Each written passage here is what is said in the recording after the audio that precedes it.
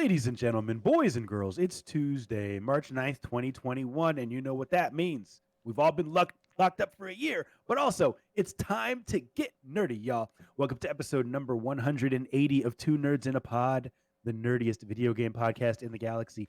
I am Lam, also known as Mr. Nice Guy, and I'm joined by the man, the myth, the legend, not just Maction, but also known as James Mactionavoy, my comrade in gaming commentary. What up, Mac? How are you? I'm doing pretty well, man. It's been a fun week. I've done a lot of 3D printing this week. Ooh, tell me about it. What have you printed? Well, okay, so as you know, I am a big fan of a dancing game called Pump It Up, right? Like DDR, for those of you who don't know, but it came out of Korea. It's got 5 steps instead of 4, so 4 diagonals and a center button. Anyway, love it. They released a version for the original Xbox. One of my dance pads failed recently, and it's been unreliable on the outs, and now it's completely died. And I really, really want to keep playing. So I could buy another one of those soft pads You could. for You it. could. Yeah, and then it would eventually fail as well. Or I could 3D print various components and build a pad for myself. And so that's Which what I'm one doing. did you choose? Well, it's like that saying about, when you have a hammer, everything looks like a nail. When you have Yeah. a 3D printer, everything looks like a solution for a 3D printer. So I went that route. Nice. Now, how soon is this thing going to be assembled and up and running? Because I'm excited to hear how it works. Well, I'm not sure. It takes time. These things take time. Yeah, but eventually I'll have something printed off. I'll be able to put together a pad to replace the old ones that have gone out of the way. But I'm excited for that, and so that's what that's kind of been my weekend. See, we got together and we did our last show on Thursday last week. And so, it's only been a few days, a handful of days, a weekend really, since we've done this last. So I wish I had more to talk about, but that's just how interesting my weekend got. Yeah, and honestly, it only has been 4 days. I didn't do any comedy this weekend, so the things that Aw. I'm excited to share with you Mhm. are all about what we've been watching and what we've been playing, which I don't Mhm. want to get into until we get to that segment. So Mac, I say we just do what we do best and hop right into that gaming news, man. What do you think about that? Unless you had other fun stuff to share with the people. No, I live a rather boring life. Believe it or not. Believe it or not, you're the height of my week. I mean that Copyright both strike. Copyright strike. specifically and generally. So, yeah, let's hop right into the Copyright gaming strike. news. Copyright strike, Twitch. We apologize. Thank you everyone for tuning in to episode 180. This is Two Nerds in a Pod, nerdiest video game podcast in the galaxy. Mac, usually I say, "Oh, we got a ton of awesome news this week, man." This week we really have that much news, so we'll talk about some of it though. First one is one that's exciting for me, and if our good friend and person who's always here, friend of the show, Alex Man, is in the chat, he will be excited for this. It is about Apex Legends. This is on GameSpot.com by Steve Watts. It says Apex Legends is now available on Nintendo Switch, letting you experience the popular Battle Royale while you binge a streaming show or visit the restroom. Mac, do you ever play games in the restroom? I don't know if that's really as much a thing as people would like us to think it is. Yeah, no. I sure hope that's not much of a thing. I mean, unless you've got a dedicated console for the bathroom, in which case, I mean, you got too much money on your hands, but who am I to judge? Yeah, I feel like that was like in my mind when the Switch came out. I was like, okay, I can play Zelda on the toilet. And then I'm like, oh, why would I want to do that? Mhm. That just isn't the most comfortable or sanitary way to do Link's adventures. But anyway, the article goes on to say, or both at once. Obviously, you need a stable internet connection for the multiplayer FPS, but other than that, you can just tote it around wherever you want. You can find it on the eShop, just so everybody knows. If you're interested, the game is listed at 25 gigabytes, but Nintendo suggests you have at least 30 available to accommodate it, probably because there's updates and things like that. And like Apex on any platform, it requires an EA account. So, Mac, I wanted to ask you about not the Switch specifically, not Apex specifically, but this whole premise of gaming mobile, right? Um, I'm not like a big mobile gamer other than when I'm using my Switch on a road trip. Would you rather have graphics and performance, or would you rather have convenience of being able to play a game mobily? Because I have another news story later about mobile gaming. Dude, have you met me? I have met you. I go all in for the retro. So if you're talking graphics or performance, I am not the target demographic for either performance nor Okay, graphics. okay. So But let's rephrase then. Let's say okay. comfort, like comfort of your desk, comfort of your office, or Uh-huh. convenience of being able to play your games, retro or otherwise, on the go. Because remember last week we talked about that Mhm. portable gaming PC that I can't remember the name of right now. That allows you, Maction, to be able to play Chasm on the go, right? Mhm. So which would you prefer, like Chasm on the go or Chasm at your comfortable desk? Well, to this, I am going to have to say once again, Mr. Nice Guy, have you met me? Do you know? I'm sorry, we can't go Come back on, man. to the Come same on, well there. man. But no, seriously, I will have to say that while I personally not the biggest fan, I'm like I want to play it at the comfort of my desk, enjoy what I have here. I'm not completely unsympathetic to the idea or to the desire to take things on the go. After all, don't Yeah, forget yeah. in the early 2010s, I was doing a lot of stuff. I was doing a lot of work on mobile gaming, mobile things, tablets, phones, Right, and the right, like. right. So, I mean, I understand the appeal and I can see where people are getting it from. It's not my preference, but I mean, I can completely understand the desire. Okay. And for me, like this is such a cop out of an answer. Galvatron in the chat says physical looks. He prefers graphics because physical looks are the only thing that matters in life. Well, it's a Right. good thing we are some lookers. Hey, that's why he tunes in every single week. But be Right here. careful, Anyway, we're taken. both to our respective Mm-hmm. wives. Don't go falling Cool. in love now. So, anyways, it depends on the game, right? For me, anyway. I played Hollow Knight. I played several hours of Hollow Knight on the Nintendo Switch, and I did it mobile. I remember we took a road trip down to Southern Illinois, and it was so great to be. It was so great to be able to take it with me and not have to worry about like, oh, I wish I could play this game, but I have to wait till I get back to my big TV. You know what I mean? Mm-hmm. Like to me, the convenience of a game like that on the go is great. Now, Apex Legends, I feel like it's not really as much about the graphics and the performance as it is about the fun. Performance, I'll retract that. It is about the performance. But I think that for maybe people who play on the PlayStation or they play on the PC, but they still want to be able to get a game in on occasion when they're on the go and they have access to a wireless network, this is ideal, right? I don't know if anyone who's really into Apex is going to do it primarily on the Switch. This is just a good alternative to be able to get it in while you're on the go. And I think that they're going to achieve that. So, moving on to our next news story, Mac, also about a mobile game. This is on GameSpot.com, excuse me, GameInformer.com, by Leanna Rupert. Riot Games has been hard at work expanding the League of Legends universe, and one of the ways that the studio is doing so is with Wild Rift.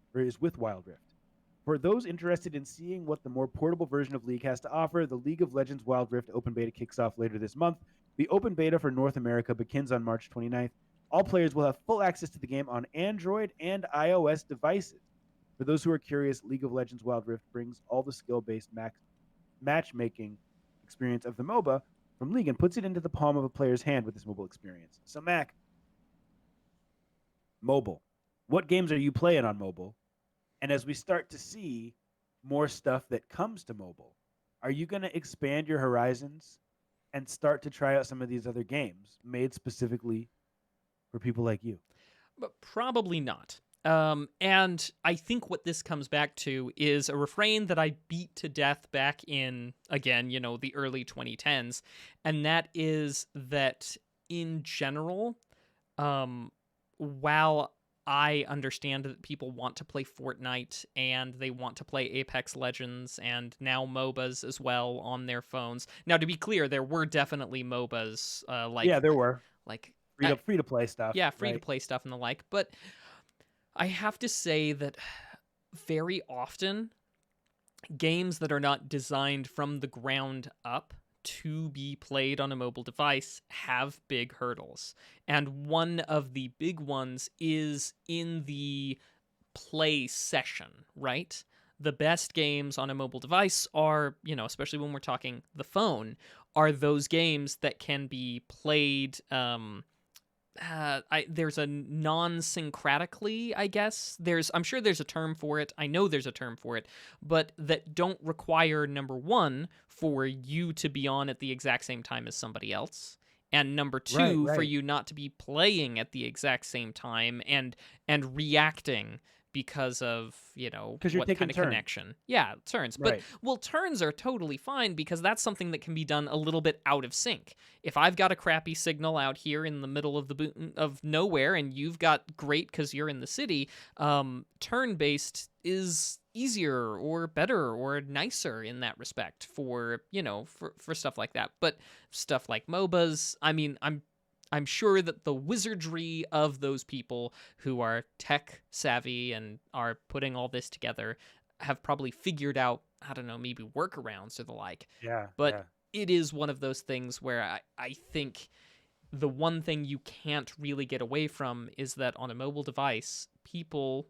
are likely to want to play for smaller chunks of time when they have downtime So, between stuff. yeah. So counterpoint to that. First of all, you're 100% right, but I think that we're starting to see a shift into people playing more on mobile for longer periods. There's a device that I recently heard about called the Backbone. And if anyone in the chat has heard of this, let me know. It's a super cool controller that you hook up to your phone. It's a $100 controller, so it's not cheap, right?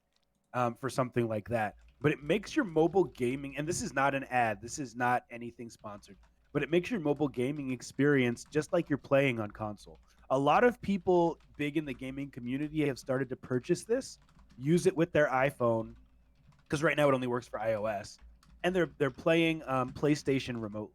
So if you own a PlayStation, you know that you can, or an Xbox, you know that if you're on the same Wi-Fi as your console, you can lay in bed and you can play it on your mobile device.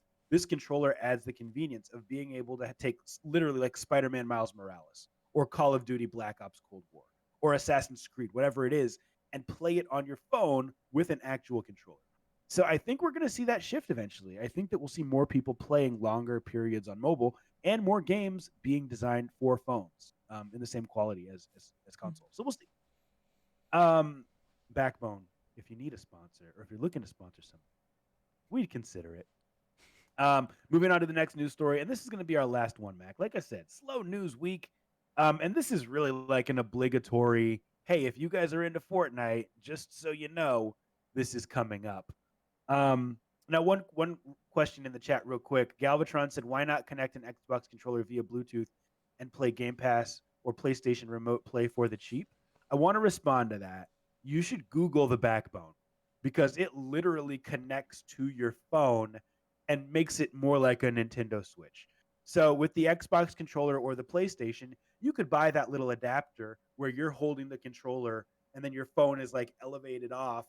But this Backbone makes it like one single device, right? And it just makes it smooth and clean. So that's to me, that's the advantage. And it has haptic. I believe it has haptic stuff as well. It comes with its own app, so you can have friends specifically on Backbone.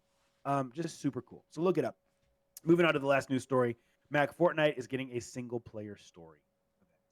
Finally, we've been waiting for it. Those of us that are waiting for Fortnite to get more content. Matt Perslow wrote about this on IGN.com. Fortnite will soon provide players with a new single player story event that acts as a conclusion to the current season of the Battle Royale. When Fortnite Chapter 2 Season 6 launches on March 16th, the first thing players will be met with is the Zero Crisis finale. Described as a solo experience by developer Epic, it is the conclusion of Agent Jones' mission that formed, I know nothing about this, that formed the basis of the Season 5 story. We'll leave it at that. For those of y'all that are really into Fortnite, you're finally getting some single player content. Mac, have you ever played it even once? No. Fortnite? Never even once. Not even once. You never had some friends say, "Dude, it's free. Just download it and play." You never Oh hopped no, on. I've had friends say that many times. I can't think of their name though. Rhymes with. because you deleted him as a friend. No, no, no. It's you. You've It's told me to me. try it out. Oh. Yeah. See, for those of you, this is an audio medium, of course, and you couldn't tell. Yeah, that was the point being is that, yes, Mr. Nice Guy, you've encouraged me to try out Fortnite, but Fortnite. I have not. And I don't even play Fortnite, but I feel like when it first came out and I was playing occasionally, I was probably like, "Oh, Mac, you got to try this." And then you take a week off and you come back and play it, and it's just a nightmare because everybody's so ridiculously good. So anyway, if you're looking forward to this, good for you. That's been our news for the week. All right. Well, now we will take a little look into the past with some video game history. And I am going to just focus on one really big thing for video game history. And as you guys know, I am not the biggest fan of this particular company, but credit where credit is due. They deserve respect when they knock it out of the park. And who would have thunk that on the heels of the Wii U, that Nintendo would knock it out of the park as they did with the Nintendo Switch? And if you are saying, like I'm sure Mr. Nice Guy is saying in his head right now, well, everybody, Mac, except for you because you're a hater, well, maybe you might be right about a little bit of that. But it was, in fact, in 2017, this very day, or was it yesterday? I'm pretty sure it was this very day, in 2017, that the Nintendo Switch was launched with a couple of games, most notably among them, though, Breath of the Wild. Fantastic game. It is absolutely fantastic. And I know I'm going to put you on the spot, Mr. Nice Guy, but I was hoping that we would both share, because we've both played Breath of the Wild. We have, yeah. I was hoping that we would both share our favorite Breath of the Wild moment. And for those of you who are here with us live, feel free to put into the chat if you have any real special Breath of the Wild moments. I'll start, if that's okay. Please, please. So I think, like many, Breath of the Wild seemed kind of interesting. You're there, you're not 100% sure what to expect from Breath of the Wild. And then you get out of that first shrine and you walk to that vista, and the camera just sweeps across the landscape. And you realize that there is so much ahead of you. And to be fair, it's not as if Breath of the Wild has the largest open world map. It does not. There are many games before it that had larger open world maps, some of which are driving games. Others happen to come from from Bethesda's catalog with Daggerfall. But this one, really just fantastic. That open world, seeing the whole thing in front of me and just knowing in the back of my head that, yeah, this was going to be an experience. Yeah, no, that's a fantastic moment. Like, and it's almost like that was like rehearsed, that little soliloquy that you just did. And I feel like whatever moment I share now is going to pale in comparison to what you just said. I'll speak generally. There's the boss on the airship that you fight. I can't remember the name. Mm-hmm. There's so many, and I hate to use the word epic, but there's so many epic moments in that game where you're just like, wow, this is being done on a non 4K device, by a team, by a company that previously had a lot of stuff that flopped, right? Because we know that the Wii U flopped, and then Nintendo bounced back immediately with what I think most hardcore gamers would say is one of the best games of all time. One of my favorite Breath of the Wild moments, watching my two oldest sons play, and watching them work to get the glider at the very beginning. And just little stuff like that. And they're working together. Like, no, we got to go here. No, we got to do this. Mac, one more moment if you don't mind, if you'll indulge Please. me. Yeah. So it's such an open world game that if you wanted to, you can literally go to the last castle at the beginning if you wanted to, right? You see where it is on the map, you can work your way over there. My kids did that.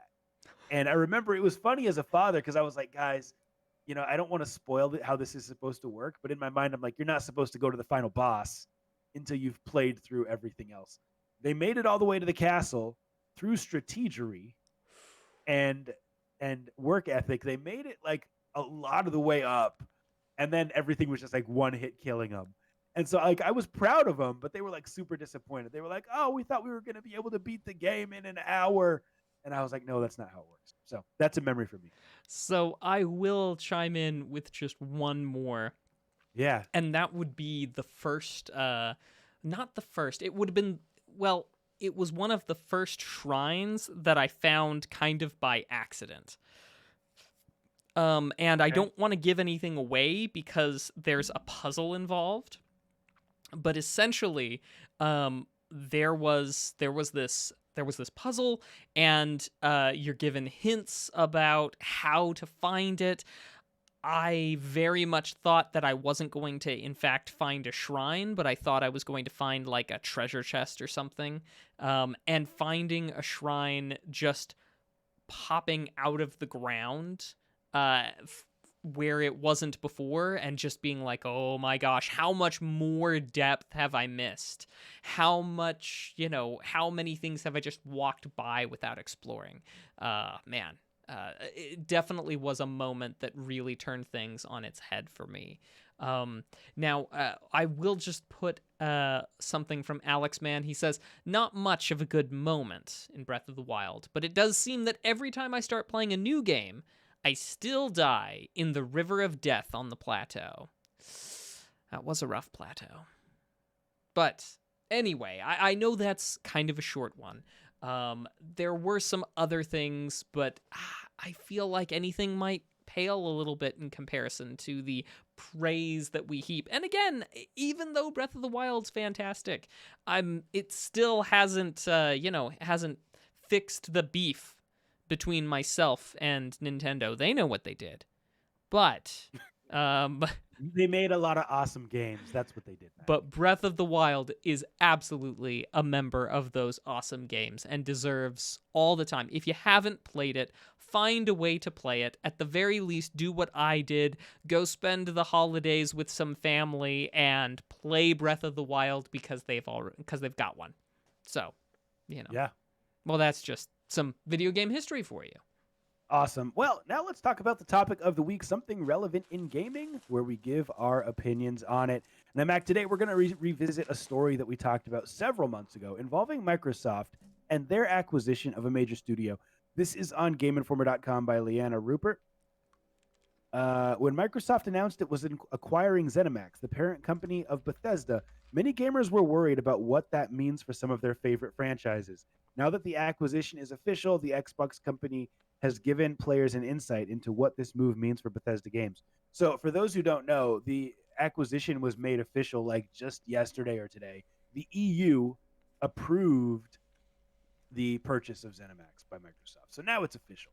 So here's a quote. It says, with the addition of Bethesda creative teams, gamers should know that Xbox consoles, PC, and Game Pass will be the best place to experience Bethesda games, including some new titles in the future that will be exclusive to Xbox and PC players, reads the latest blog post. So, Mac, here's my question for you. A guy who is fairly like knowledgeable. You've played some Bethesda games. You've played some of those old Elder Scrolls. You've played some Fallout. Um, but I also know you're not a console guy, but you are a PC guy who does not have Game Pass. Does this entice you to get Game Pass, number one? And number two, do you think this is a big deal for those who aren't interested in PC, Xbox, or Game Pass? Like, are they gonna feel screwed over? What are your thoughts? Well, I would have to dig a little bit deeper into the exact conditions surrounding Bethesda and their relationship with respect to releasing on Microsoft, right? Obviously, it does mean that there is likely going to okay, it is likely that there will be preference. I would be surprised, though, as we've mentioned, and I know we hit on it a bunch before, I would be very surprised if it wound up being a situation where you could no longer get Bethesda games on other consoles, Yeah. because it just doesn't make good sense it makes good sense for Microsoft.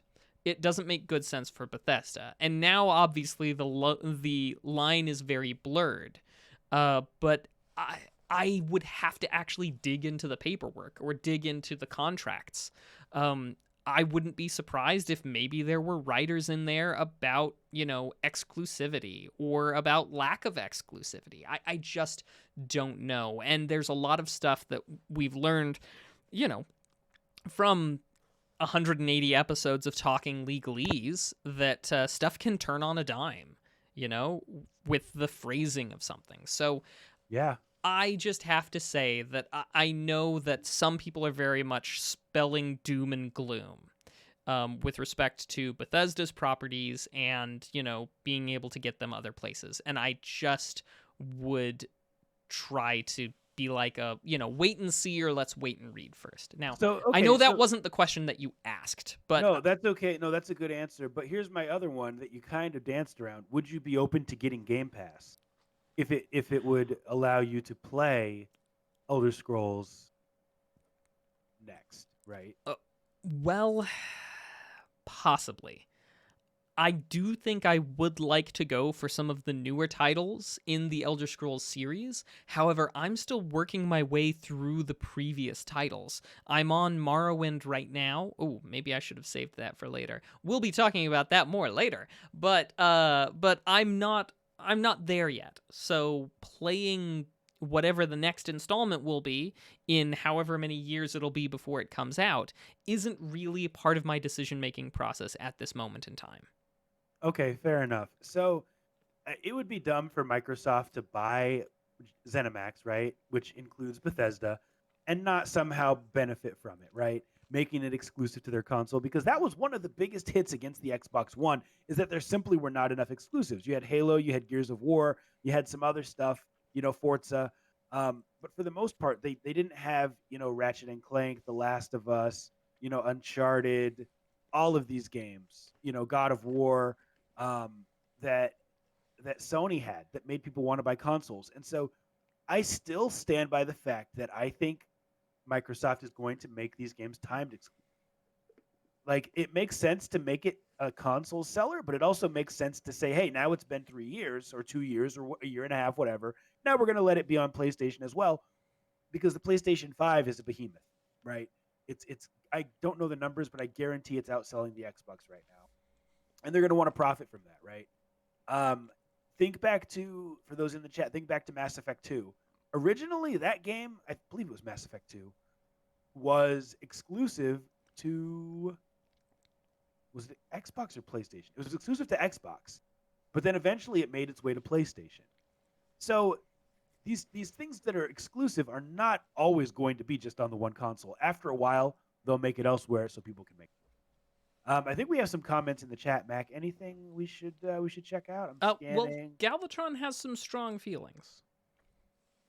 Okay, let's see. He says the entities who benefit from this merger are Microsoft and the greedy execs at Bethesda who cashed in their shares. This is all his opinion, just so people know. Consolidation and third-party exclusivity is not good for consumers or the industry. I don't know if that's true. I don't know if that's true.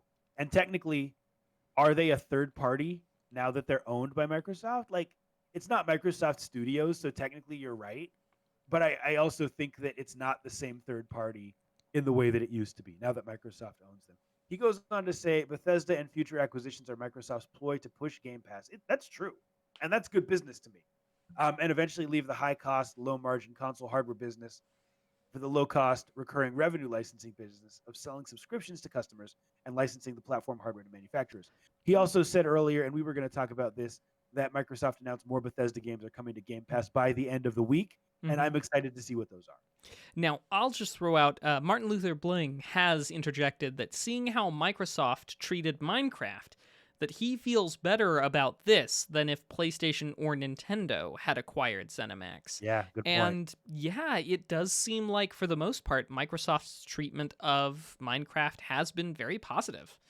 Yeah, they took Notch's name out of the opening credits, I believe, because I think there was some conflict there.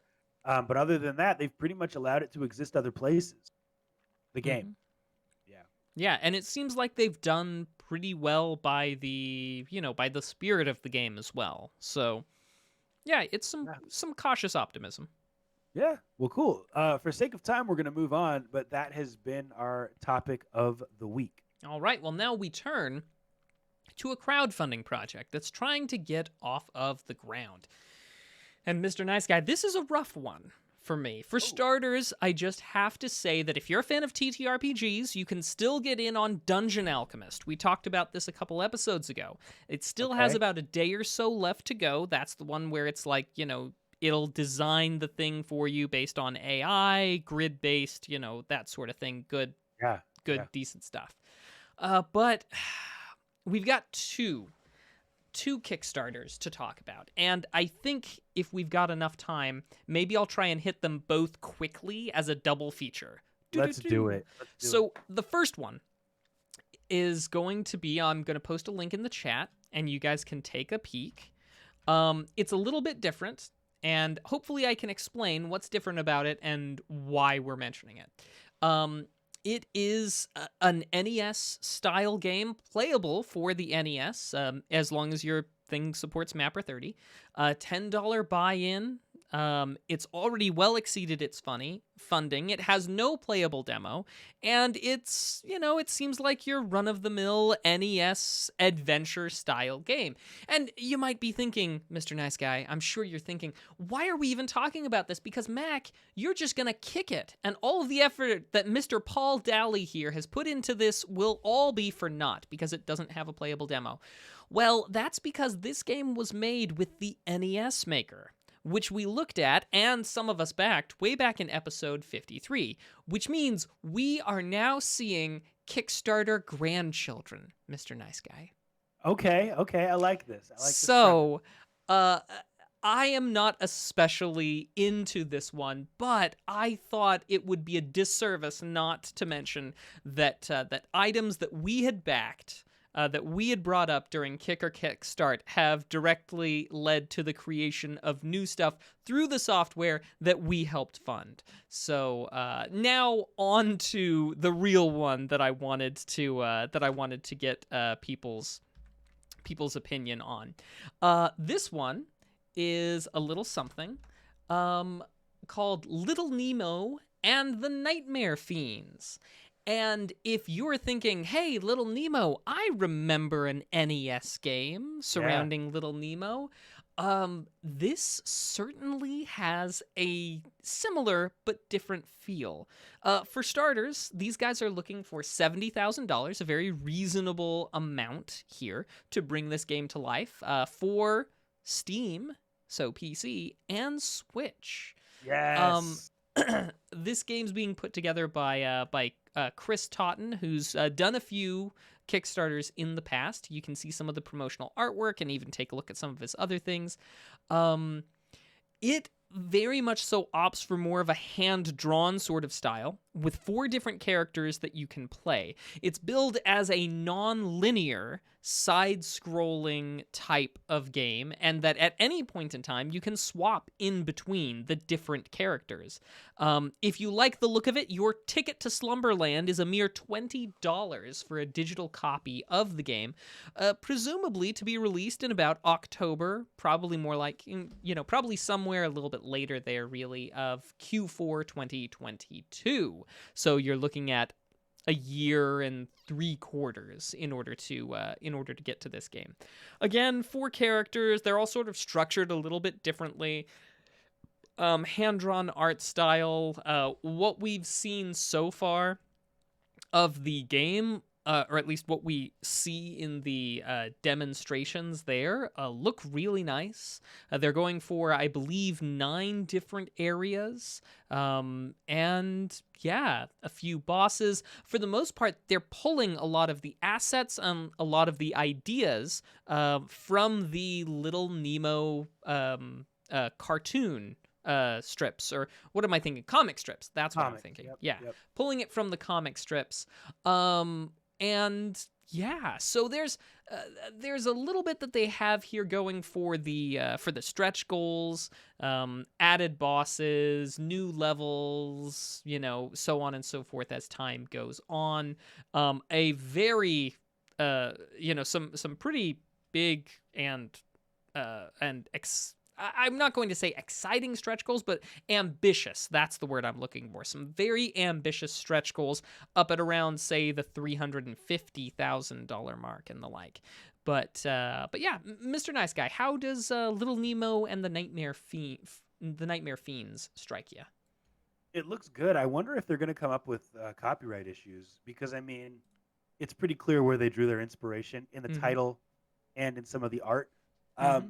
But I like this, and I'll tell you what I immediately like. I like that they're doing it on Steam, but they're also doing it on Switch, because I don't feel like enough people on Kickstarter acknowledge that the Switch is the place for games like this. A lot of them will say, "Well, more people have PlayStation and Xbox," and the reality is, I think that people who own PlayStation and Xbox are doing it more for big blockbuster titles. I don't think that they're doing as many small indie games on those consoles, right? Mm-hmm. So I like that this is going to be on the Switch. I watched some of the video just now as we were talking, and it looks really cool. It's a good mix of gameplay, but also commentary from the developers. So I like that. This is really well put together. Um, I don't know. I mean, I think back to Hollow Knight, and I don't remember how much Shovel Knight was as a Kickstarter, but I believe they were both 15. Correct Mm-hmm. me if I'm wrong I on think that. so. And after the fact, especially with Shovel Knight, like if you backed it, then they gave you everything that they put out after that. Mm-hmm. So I feel like $15 is the sweet spot for this type of game. I think 20 is a little bit high, especially for something that's a year and a half away. But I like that it's a year and a half away because it's realistic. So I don't have a lot of complaints about this. I think it looks really cool. Yeah. Now we do have a detraction in the chat. Martin Luther Bling says, "Seems like a poor man's Cuphead." And while I hear what you're saying, that hand-drawn sort of style, it is very much a product of the time. The Little Nemo comic ran from October 1905 to January 1927. So it's very much, this is the type of art style that would have been would have been popular, the roots. It's arguably drawing from a predecessor to where we're getting the Cuphead stuff, whereas Cuphead's more like Steamboat Willie, which oh gosh, now I need to Steamboat Willie. That's 1928. So yeah, so it's definitely more of a precursor itself, but there's a lot of commonalities there, understandably so, because it's the same general period of time. Yeah. Anyway, with respect to licensing, I wonder, because on the one hand, I believe that the comic strip, or at least the early comic strips, might be outside of copyright, so it might not be a licensing issue. But then again, it might still. Disney's always pushing that envelope of copyright domain back farther and farther Yeah. into Yeah. eternity. Yeah.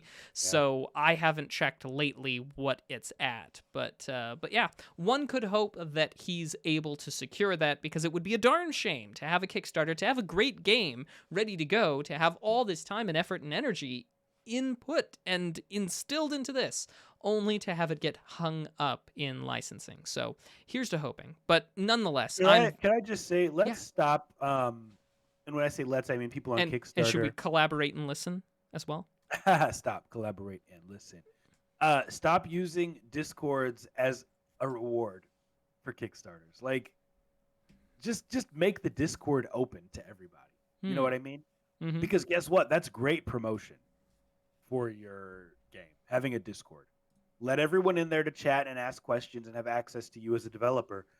Don't make that behind a paywall. And here's the thing, Mac. It's always like the game is 10, but if you just want to pledge 5, then you get access to the Discord, Mm-hmm. right? Why would anyone pay $5 who's super passionate about a project instead of just paying to get the game? You know what I mean? Like I don't think that that's really a realistic reward. I feel like it's just kind of a throwaway thing that people do. If that Feels like filler. Yeah, it does. Yeah. Well, and Martin Luther Bling does bring up, I like the art style, I just don't think the gameplay/controls look as smooth. And you know what? We could have answered this question if only there were a playable demo. We could know, because you can make anything look smooth or not smooth if you've got a video. It's hard to know how responsive something is until you get it in your hands. And Yeah. it is a shame. And for that, of course, I have to say, I wish you luck, but kick, because I'm not going to give you money unless you can prove to me that you can bring it together. And a video is nice. I might like it. I might like the ideas, but come on, show, don't tell. See, And and I disagree with you on this one. Like, there's obviously things that I didn't like about it, but I like here's one thing I like about it that sets it apart. We're getting a lot of games like this on Kickstarter, and they're all 8 or 16-bit graphics. This one tread is, I don't very know what. carefully, Mr. Nice Guy. 8 and Why? 16-bit graphics are thebomb.com. Thank you very No, they much. are. I agree 100%. But and this actually may be technically what does this fall into? I don't even I mean, know. it's hand-drawn sort of It's style hand thing, drawn. so it's not like, it's not pixels. It's not pixels at all. Yeah, I was just double checking. So I guess it's nice to get a game like this that is a different art style than the 8 and 16-bit. I could play those games all day, but I just think it's cool to get something different for the Switch. Yeah, no, I agree with you. Well, So I say kick. I say kickstart. Mr. Nice Guy says kickstart. I say kick. Let us know what you think in the chat. And those of you who are listening to this show after the fact on your device, go ahead, yell it out on your commute. We're tallying the results from here, and that's been kick or kickstart. Yeah. Well, cool. Now it is time for Nerd Flex. Woohoo! A segment where you, the viewers, try to stump the hosts. Lately, you haven't been able to do it. Mac, we got a couple questions in the test bank for those of you that are here live. If you would like to, let us know in the chat if you have a question, multiple choice, gaming related, that you'd like to ask. Mac, should we jump right into one of these ones from the test bank to start? Let's do it. Let's freaking do it. If this one is what I think it is, it's too easy, so we'll skip it. But Nintendo, what line of games connects Egg, Vermin, Fire, and Flagman? It's a Nintendo question. What line of games connects Egg, Vermin, Fire, and Flagman?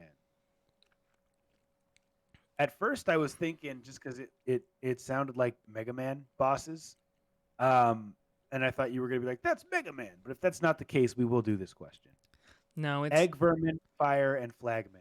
I can't I think of what mean, it is. gosh. Flagman. I mean, Egg, Vermin, and Fire. I could, if it had just been Egg, Vermin, and Fire, I think I could have made some sort of an argument for Mega Man, but Flagman? No idea there. Well, it's a line. It's a line of games, is what the question says. Line of games. I mean, look, in Vermin. Okay. So Mario 2, Birdo shoots eggs. Vermin, Okay. there's the Rat King or whatever his name is, who's the baddie in that. Fire, there are those things that are like, they're like those things that are shooting fire, and then there's that one boss that's kind of like is fire and separates into a bunch. But Flagman? Yeah, dude, I have no idea. I feel like it needs to be an exclusive though, since it's a Nintendo question specifically. Yeah, it would. But I mean, my best guess is I feel like I can get 3 of those categories filled with, with Mario and Flagman. I don't know. I don't know a lot about like Pikmin. I'm just trying to think of like Nintendo exclusives that I don't know that might have this as the answer. So it could be like a Pikmin. I can't think of anything else that it could be. I'm at a loss, which is why it's good to have tough questions. Well, I'll tell you what. Do you want to go ahead? Go I ahead. was going to say, you know how we like to be a united front. I think it's fair, since we don't have multiple choice on this question, to not be a united front. And I'm going to say Mario. I feel like Mario's what it's going to be, and I think you should go with Pikmin. I'm going to go with nothing Pikmin. about Pikmin. What the heck? Let's flip this bad boy. Okay, so the answer was Game and Watch. Game and Watch. S- Apparently, Uh, Egg, Vermin, Fire, and Flagman. absolutely no idea. No Well, idea from me either. fire? Are you like a fireman in Game and Watch or something? I just don't know. No idea. Yeah, I don't either. I don't either. And I never really played Game and Watch that serious. So, Yeah. well, let's move on to another question. Let's do, I don't even know. It's random. So, Sega. What educational Sega hardware had the slogan "The computer that thinks it's a toy"? These are tough, man. We might Uh, go 0 for 3 today. yeah, we might. Those of you in the chat, save us from our 0 to 3 from our 0 out of 3 streak. Educational Sega hardware that had the slogan "The computer that thinks it's a toy." Gosh, uh, I don't know. I mean, it's probably something from the Master System, because really the bent toward education in the console market was kind of in the 80s, around the time of the video game crash, right? People didn't want to venture money on video games. They wanted something that was more like an educational device, right? Rob the Robot, launching with the NES. The NES being called a video entertainment system, being designed to look more like a VCR for the American markets. Right, I right. feel like, but Genesis didn't come around, so I feel like the Sega Master System had something, and I just know nothing about the peripherals for the Sega Master System. So That's okay. Because sometimes when we have these nerd flexes, it's just to be educational to the listener. So I have true. no idea. Let's see what the answer is. It is the Sega Pico, which I have not heard of. I have heard PICO. I have heard of Pico. I had no concept in my brain as to what it was. Yeah, me neither. Well, let's move on to our third question. This is a Zelda question. Who is Zelda named after? Who is Zelda named after? Dude, these are super educational, even if we go over 3. Give it to me one more time. Zelda. Who is Zelda named after? I'm going to have to say somebody's daughter. Yeah, Uh like we know Robin Williams' daughter is named after the Zelda games, right? mhm. But who is Zelda the game named after, I believe is the question. So I know this. I know that a lot of the games that Nintendo came up with were things that Miyamoto was just like working on. Like Miyamoto's love of gardening resulted in a game. A lot of Harvest these are Moon. just I can't remember which one, to be honest with you. It might have been Pikmin even. I don't know. But anyway, point being, I feel like it's going to be someone who's close to Shigeru Miyamoto, like a family member that's close to him. That's just my guess. So I'm going to go with, is it too broad to say one of Miyamoto's family members? No, I think that's great. Okay. Do you want to go with that? Yep, I'm with you. 100%. Oh, geez. Well, Mac, this has been the most educational Nerdflex ever. The Ah, answer is Zelda Fitzgerald, wife of F. Scott. F. Scott Fitzgerald. Okay. I Uh had no idea. yeah, I guess we've got some Fitzgerald fans in the house.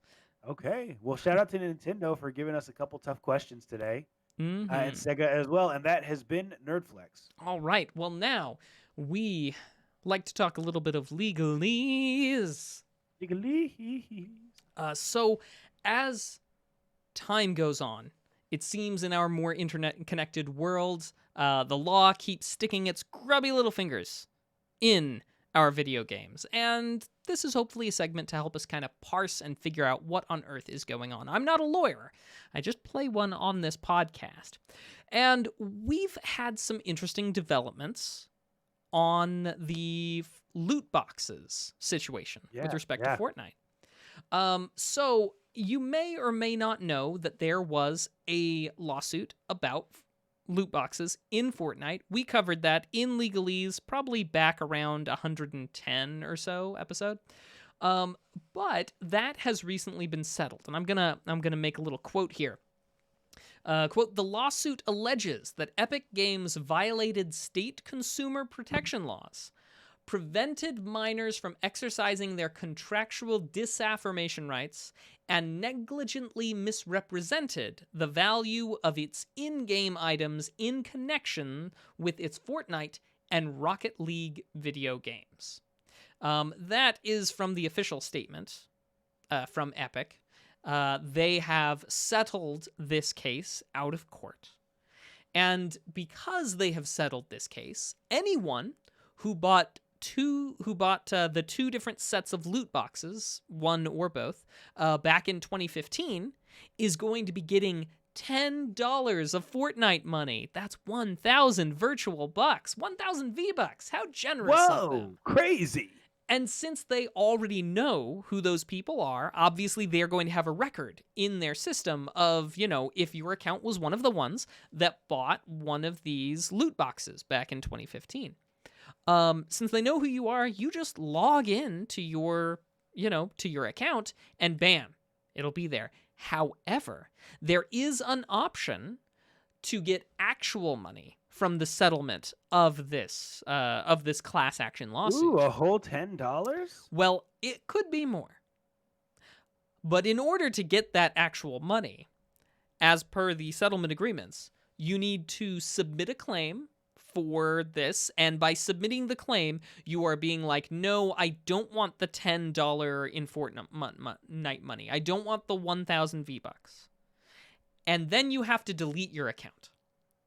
Oh, that sounds reasonable. Yeah, very reasonable. I feel like we can all be very happy with that sort of settlement. So, if you were wronged by misrepresentation, if you were wronged by Epic Games violating state consumer protection laws, preventing minors from exercising their contractual disaffirmation rights, and negligently misrepresenting the value of its in-game items, then all you really need to do is to submit a claim and delete your account. I'm sure there's not going to be anybody who's going to be hesitant about deleting their Fortnite account. Probably not. Nope. But things are getting even worse. And this comes from Germany because Germany's youth protection law, recently, it's in the final stages of passing, bans the sale of games with loot boxes to minors. The idea is that they want to keep kids from getting into the habit of gambling. This law has not finished its passage yet, and just as soon as it does, it's set to come into effect this spring.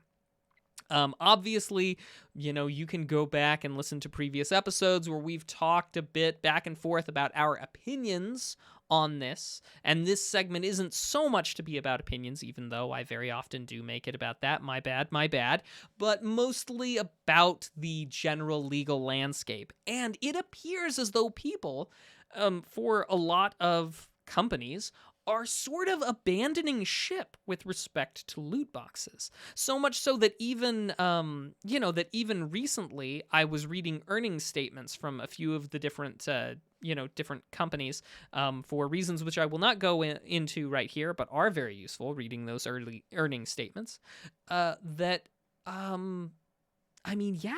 seem to be falling out of favor, which is so strange to me, Mr. Nice Guy, because I thought that loot boxes would be here forever.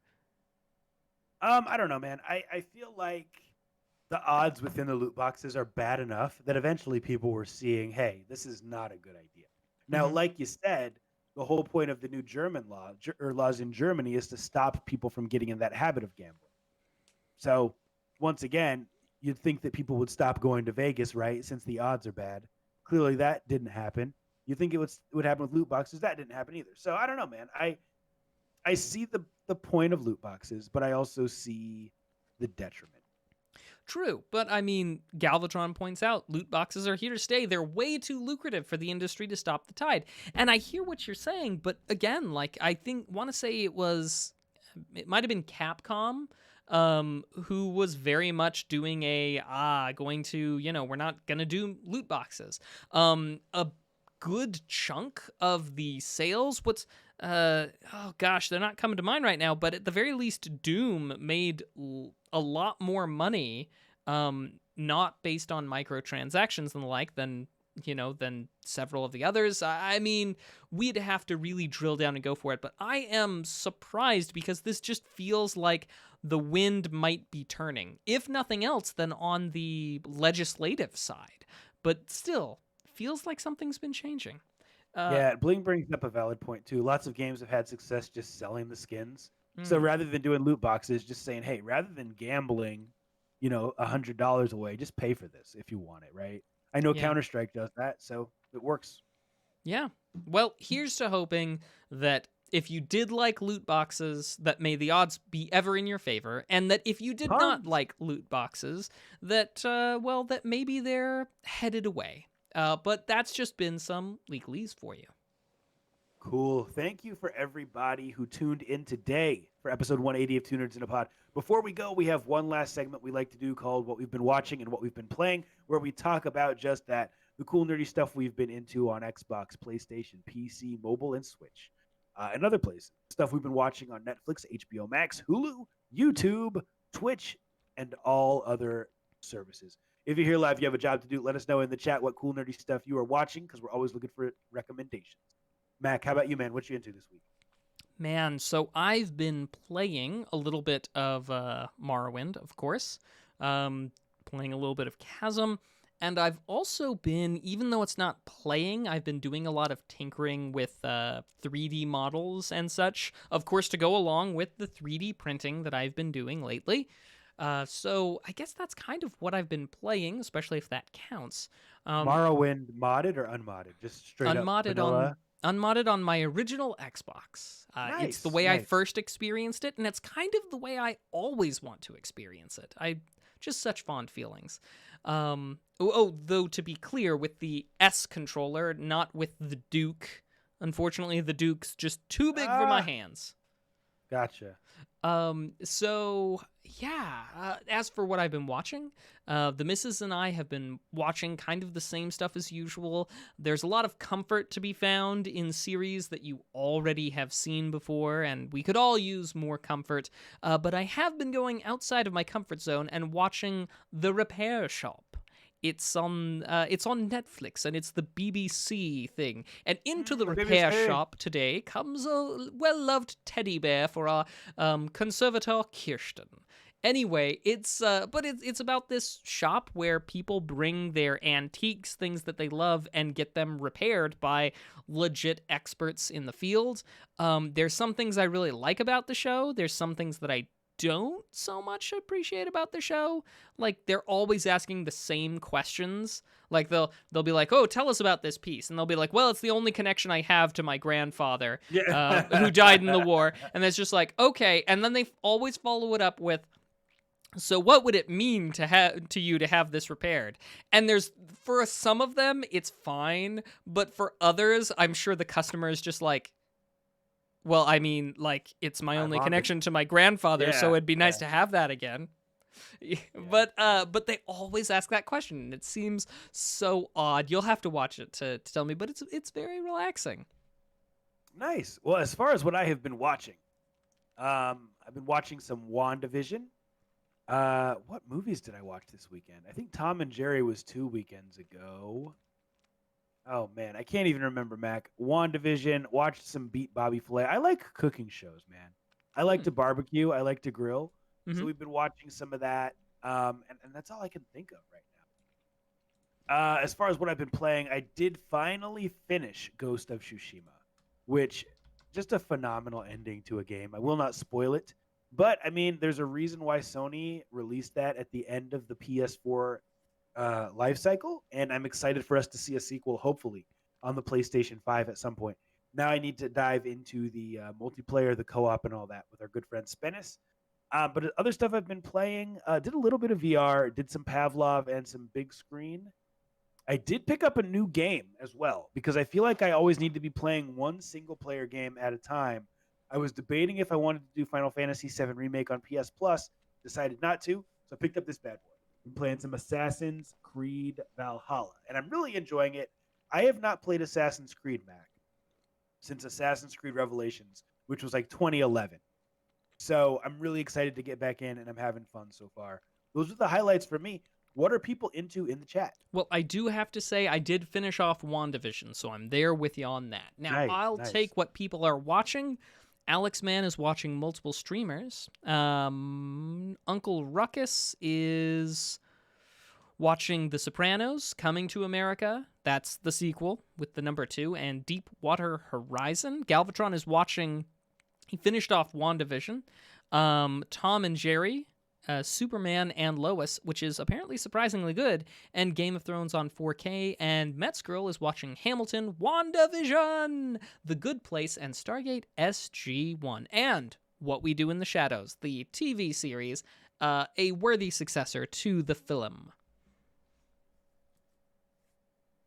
Well, I forgot to mention I'm also watching The Walking Dead, just in case anyone was wondering. But as far as what people are playing, we got Uncle Ruckus playing Valheim, Satisfactory, waiting for the new update. MLB 2K12, taking it old school. He's playing the PS3 homebrew. The Climb 2 VR and Deep Rock Galactic. Metzgirl is playing Shovel Knight and Dungeons and Dragons. Shovel Knight, a fantastic game, Mac. We love that game. Mm-hmm. What else? Ruckus, or rather Galvatron, is playing Assassin's Creed Valhalla, just like me. Scott Pilgrim vs. the World, Curse of the Dead Gods. He says it's just as good as Hades, but with higher res, no frame drops, but no story. Dirt 5. Dolby Atmos in that game is incredible, he says. Mac, that is it for the show. Why don't you take us home, my man? All right. Thanks, everyone, for being here and being a part of the show. Y'all are awesome. You're the best listeners. You're the best viewers. You're just all around the best people. And we appreciate you spending your Tuesday evening with us. And remember, if you want to tune in for the show, watch this happen live, be part of the conversation, you know what to do. Twitch.tv/2nerds in a pod at 8 p.m. Mountain, 9 p.m. Central on Tuesdays. Be excellent to each other and keep it nerdy, y'all. We'll see ya. Bye.